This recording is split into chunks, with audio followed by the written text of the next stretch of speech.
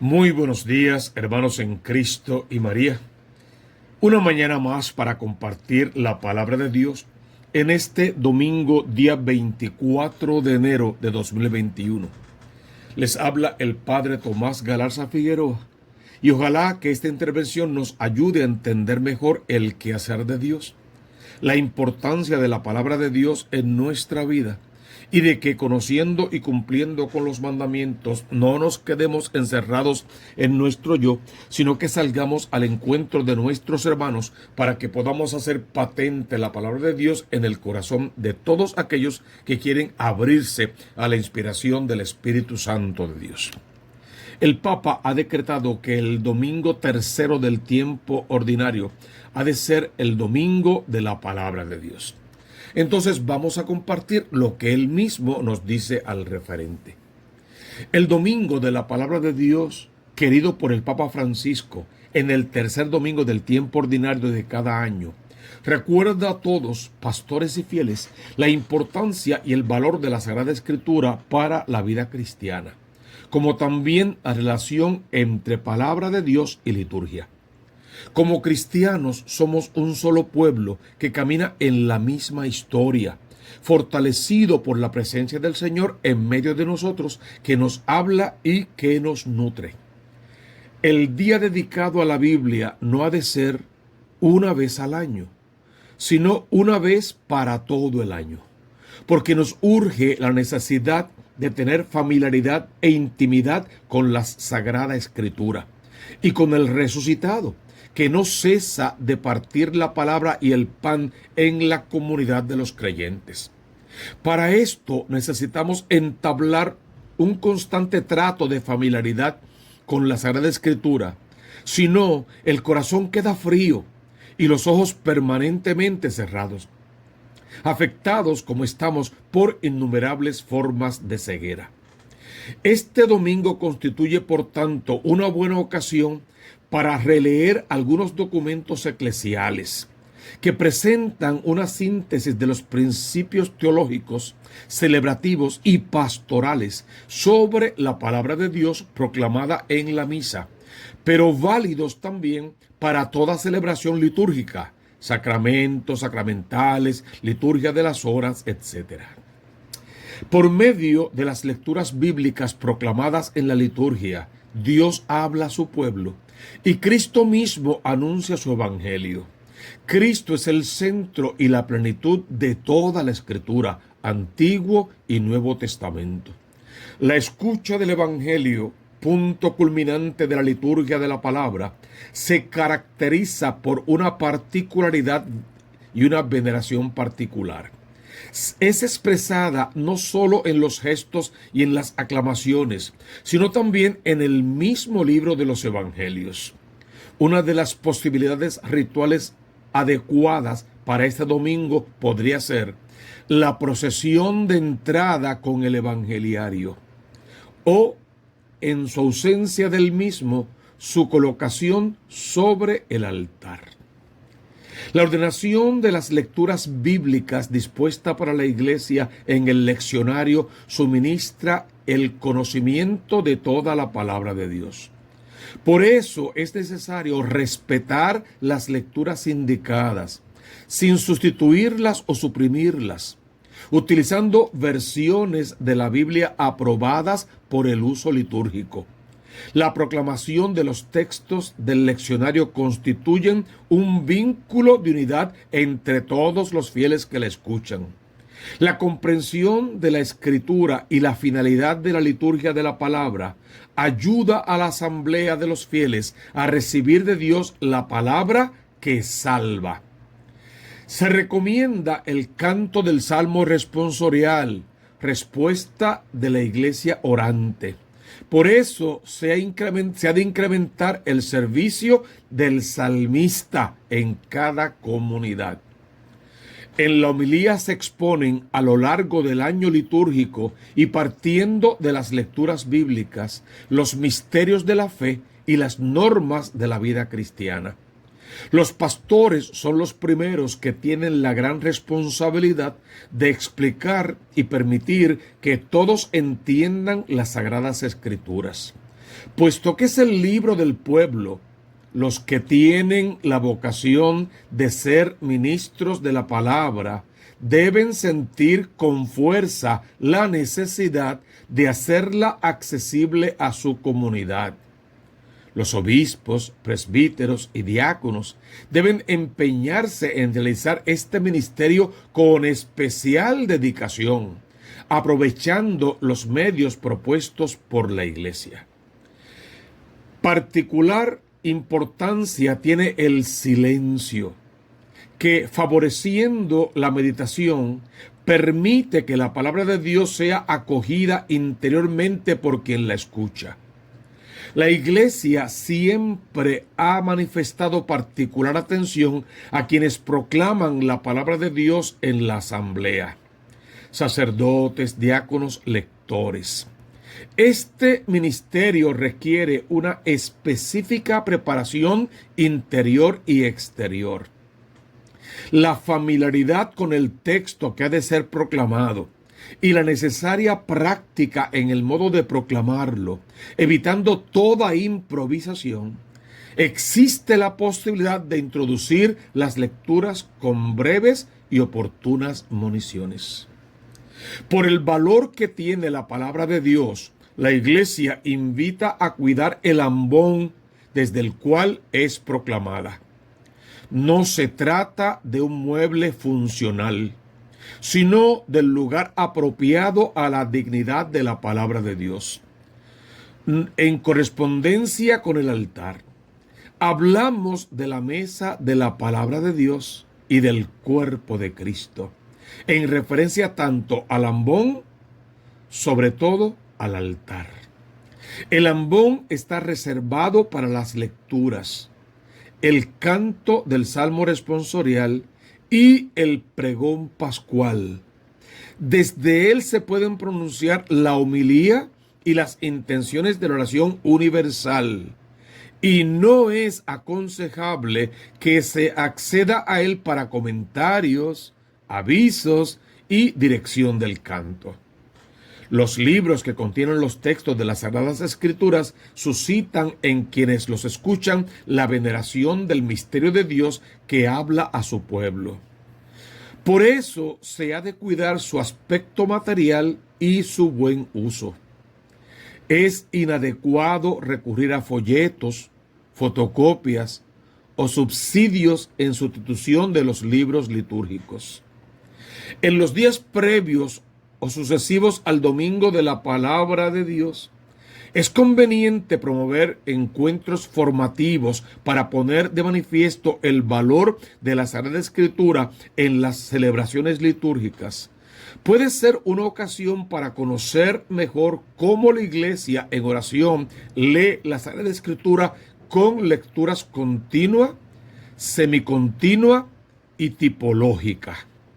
¿Cuáles son los criterios de distribución litúrgica de los diversos libros bíblicos a lo largo del año y en sus tiempos? La estructura de los ciclos dominicales y feriales de las lecturas de la misa.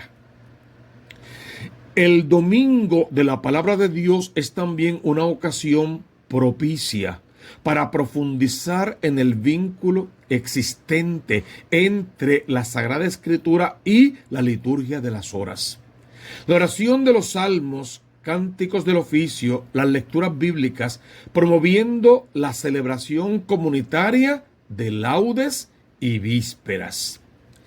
Entre los numerosos santos y santas testigos del Evangelio de Jesucristo, puede ser propuesto como ejemplo San Jerónimo, por el gran amor que tuvo a la palabra de Dios. Como ha recordado recientemente el Papa Francisco, él fue un incansable estudioso, traductor, exégeta, profundo conocedor y apasionado divulgador de las Sagradas Escrituras. Poniéndose la escucha, Jerónimo se encontró a sí mismo en la Sagrada Escritura, como también el rostro de Dios y de los hermanos, y afinó su predilección por la vida comunitaria. Esta nota, a la luz del domingo de la palabra de Dios, el tercer domingo del tiempo ordinario, quiere reavivar la conciencia de la importancia de la Escritura en nuestra vida de creyentes. A partir de su resonancia en la liturgia, que nos pone en diálogo vivo y permanente con Dios. La palabra de Dios escuchada y celebrada, sobre todo en la Eucaristía, alimenta y refuerza interiormente a los cristianos y los vuelve capaces de un auténtico testimonio evangélico en la vida cotidiana. Esas son básicamente las recomendaciones que nos hace el Santo Padre para que podamos dignamente celebrar nosotros todo lo que tiene que ver con este tercer domingo del tiempo ordinario, que es el domingo de la palabra de Dios. Hoy tenemos unas lecturas realmente importantes que van a tono con esta celebración y que siguen siendo en el tema de la vocación, del llamado, si quieres, del discipulado, del comienzo del ministerio público de Jesús. La primera lectura fue tomada del libro de Jonás en el capítulo 3, verso 1 al 5 y capítulo 10. ¿Qué relato es este? El relato no pretende presentar necesariamente a un personaje histórico. El género de esta obra es muy parecido a las parábolas de los evangelios. Se podría decir que se trata de una dramatización en la que se pretendía contraponer dos modos diferentes de interpretar la vida: el comportamiento y la historia de los hombres. Se quiere subrayar la acción de un Dios misericordioso y clemente, que está dispuesto al perdón y a la indulgencia de cuantos se acercan a él. El protagonista de la obra representaría ciertos ambientes religiosos de corazón poco generosos. Y el vencedor final es Dios misericordioso, que abre el tesoro de su perdón a los ninivitas que se reconocen necesitarlo. La lectura recoge el momento del anuncio a los invitados. Jonás de momento se niega. Dios inquieta su corazón, lo lleva directamente a cumplir con su cometido. Jonás abre su corazón y cumple la misión de Dios. Predica en nombre de Dios lo que Dios le manda a predicar.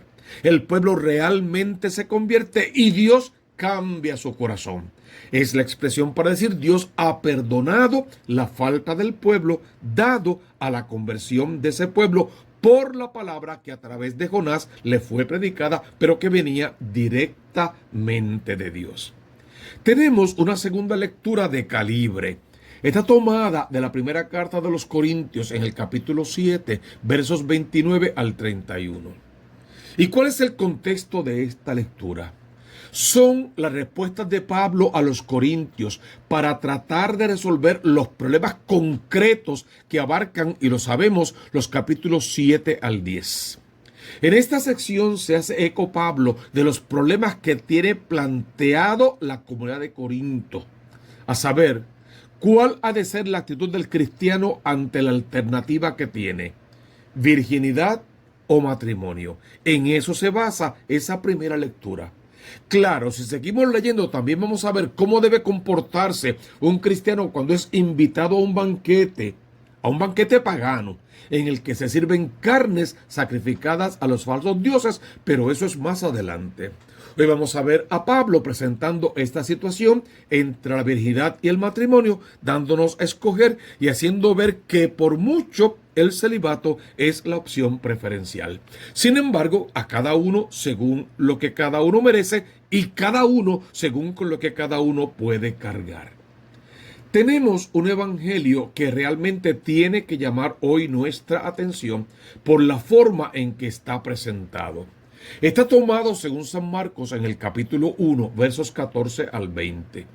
Después de que Juan fue entregado, Jesús espera que Juan culmine con lo que era su misión.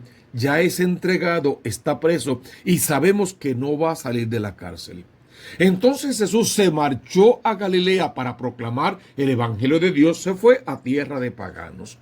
Es interesante que podríamos decir que se fue hasta allá como una medida cautelar para proteger su vida.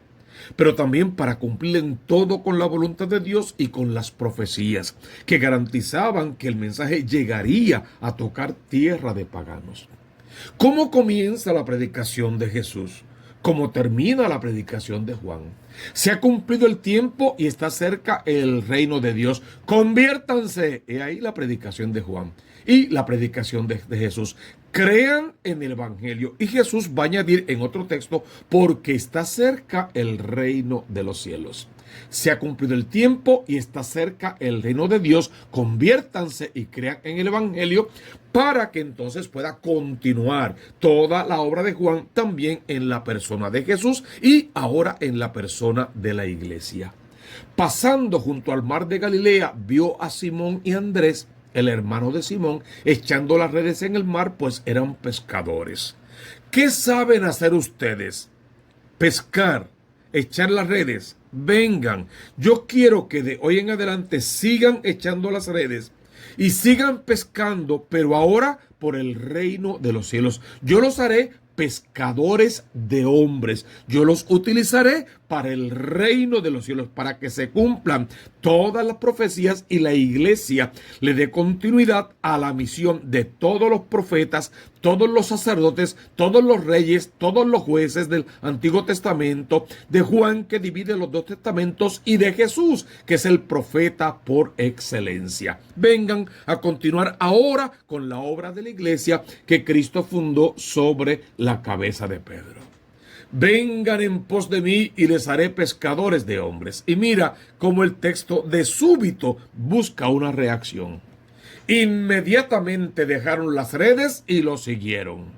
Un poco más adelante vio a Santiago, el de Zebedeo, y su hermano Juan, que estaba en la barca repasando las redes. A continuación los llamó, dejaron a su padre Zebedeo en la barca con los jornaleros y se marcharon en pos de él. Comienza el discipulado, la verdadera llamada de Cristo. Sí, pero comienza algo más importante.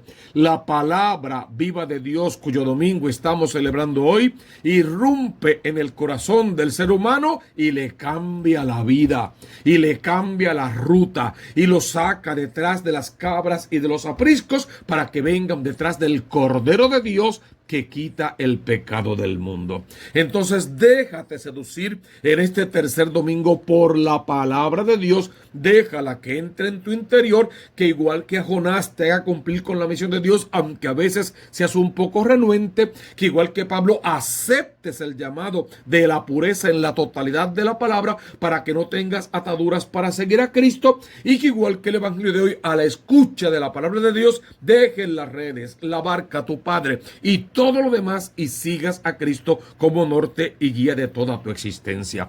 Que en este tercer domingo del tiempo ordinario, ya bautizados con Cristo en el Jordán, ya siendo elegidos por Cristo como los apóstoles, ahora seamos enviados y salgamos a cumplir en todo con la palabra viva de Dios. Porque conocemos la consigna: busca primero el reino de Dios con su justicia, y todo lo demás vendrá por añadidura. No olvides, suscríbete a este canal, Tomás Galarza Figueroa, deja tus comentarios, dale like, ve ahora mismo a YouTube, búscalo, suscríbete por favor, toca la campanita para que te lleguen las nuevas notificaciones y compártelo en todas tus redes sociales. Te dejo las lecturas aquí abajo en la descripción del video y otra información que te puede ser útil. Y también te pido, deja tus comentarios, deja tus sugerencias y también deja tus intenciones para la misa, a fin de que podamos orar juntos por lo que todos necesitamos. Y suscríbete al canal de la Diócesis de Mayagüez. Abre tu corazón para que recibas la bendición de lo alto, en el nombre del Padre, y del Hijo, y del Espíritu Santo. Amén, amén y amén.